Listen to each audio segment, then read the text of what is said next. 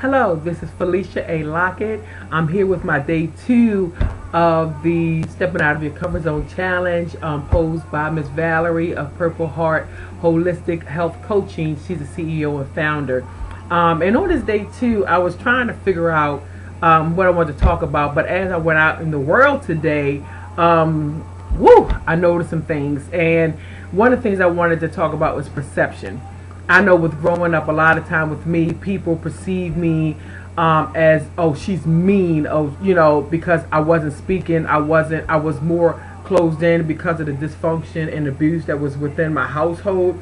So I kept to myself more so, even though I like to have fun and I laughed at times around certain circles. Overall, I was always looking or appearing serious. So most of the time people consider if you're serious or looking too serious, then you may be mean. And mainly since I'm the tallest and biggest one in my class, that didn't help it either. But again, dealing with perception, I noticed that I hear a lot of people always making comments along with today is that, oh, this person is such a nice person, they gave so and so this, or this person is such a nice person because they did this for that person.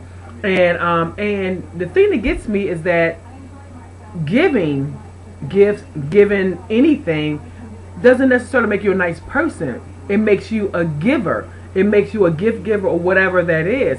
For me, a nice person is somebody that outside of them doing anything at all for you, what kind of person are they? How do they treat you?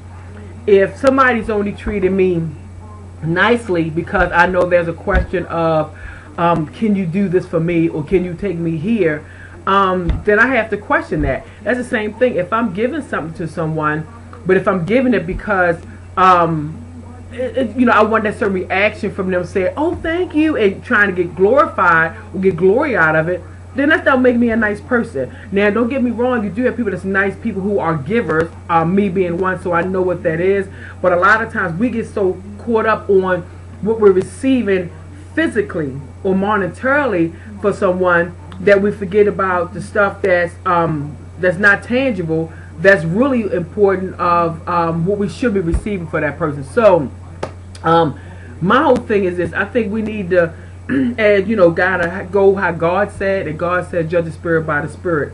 There's been times which I'm pretty sure a lot of you have experienced where as though somebody will come into a room, everybody's laughing and giggling, one person will come into the room, they didn't say anything, they didn't do anything, and all of a sudden the whole atmosphere done changed. Everybody's feeling kind of down and like, oh boy, and to me that tells a lot about the person's spirit. And this person can be giving gifts, can be giving parties, doing all this stuff that everybody's enjoying, but the full character of the person is not what that perception is based on what they're doing. I guess, like I said again, for me is who we are amongst all of that.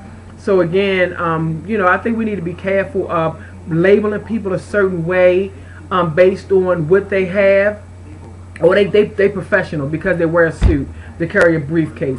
That don't mean they're professional. That means they're carrying a suit, wearing a suit and carrying a briefcase.